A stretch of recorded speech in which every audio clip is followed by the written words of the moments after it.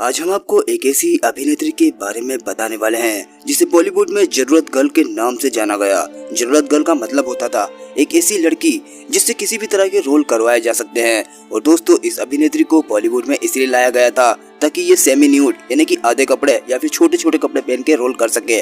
जी हाँ दोस्तों, हम बात कर रहे हैं 70 के दशक की सेंसेशन अभिनेत्री रीना रॉय के बारे में। रीना रॉय का जन्म 7 जनवरी 1957 को हुआ था। 70 के दशक की फेमस अभिनेत्री जिन्हें बेहतरीन एक्टिंग और खूबसूरती के लिए पहचाना गया, जिन्हें लोगों ने खूब पसंद भी किया।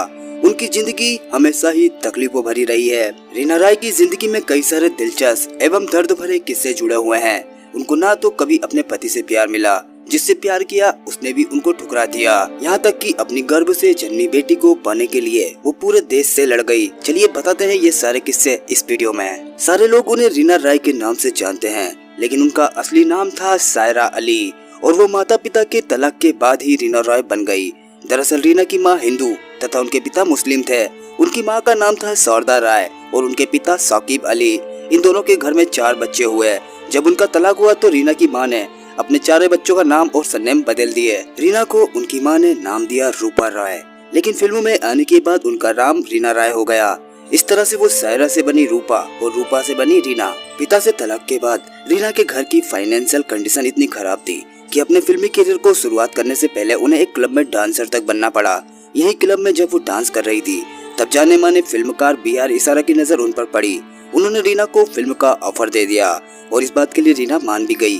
BR इशारा उन्हें डैनी के साथ में आने वाली फिल्म नई दुनिया नए लोग से लॉन्च करना चाहते थे, लेकिन किसी वजह से वो फिल्म शुरू नहीं हो पाई। तब BR इशारा अपनी फिल्म जरूरत से सेमी न्यूड सीन करवाने के लिए एक नई हीरोइन की तलाश कर रहे थे। इस फिल्म के लिए उन्होंने रीना रॉय को साइन कर लिया। BR इशारा ये बात जानते थे कि रीना को पैसों की जरूरत है और वो इस तरह के सीन करने को राजी हो भी जाएगी। और रीना ने इस फिल्म में इतने अश्लील सीन दिए जिसको देख के बड़े पर्दे पर आग ही लग गई। और दोस्तों, BR इशारा की ये फिल्म जरूरत ब्लॉकबस्टर हिट हो गई। इस फिल्म के बाद से ही रीना रॉय को जरूरत गर्ल के नाम से जाना जाने लगा। फिल्म कालीचरण में शूटिंग के दौरान रीना रॉय अपने से 11 साल बड़े शत्रुघ्न सिन्हा को दिल दे बैठी।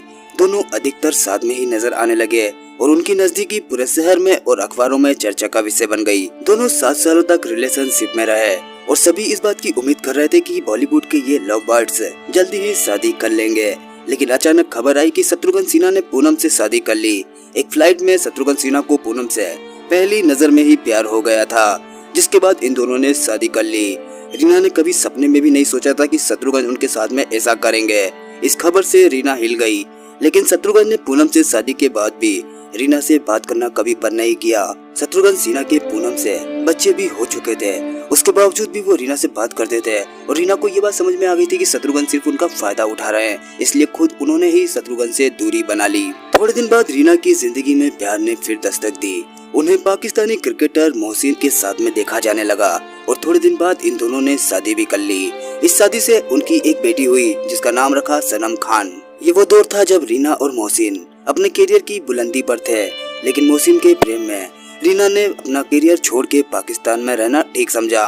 पाकिस्तान जाते ही रीना का इंडियन फिल्म इंडस्ट्री से करियर तो बर्बाद हो ही गया, लेकिन शादी के कुछ साल अच्छे गुजरने के बाद मोहसिन और उनके बीच में काफी लड़ाइयाँ होने लगी, जिसके चलते उन्होंने सन 1990 में मोहसिन के साथ में तलाक ले लिया। रीना अपनी छोटी बच्ची सनम को लेके वापस इंडिया आना चाहती थी, लेकिन पाकिस्तानी कोर्ट द्वारा बच्ची की कस्टडी उसके पिता मोहसिन को दी गई।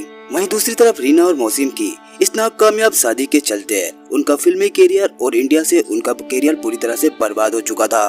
बुरी तरह से मुसीबतों में घिरने के बाद रीना को अपने पुराने दोस्त शत्रुघ्न सिन्हा की याद आई। उन्होंने शत्रुघ्न सिन्हा को ये बात बताई कि उनको उनकी बेटी की कस्टडी वापस चाहिए। उस वक्त शत्रुघ्न सिन्हा अटल सरकार में बड़ा रुतबा रखते थे, इसी कारण से उन्होंने मोहसिन खान से बात की। तब पता चला मोहसिन खान भी तीसरी शादी करने की तैयारी कर रहे हैं, इसीलिए उन्होंने बच्ची की कस्टडी वापस उसकी मां रीना रॉय को दे दी। रीना रॉय इंडिया वापस लौट आई। यहाँ पे मुंबई में वो अपनी माँ के साथ में रहने लगी। उनको आखिरी बार अभिषेक बच्चन और करीना कपूर की फिल्म रिफ्यूज यू में देखा था।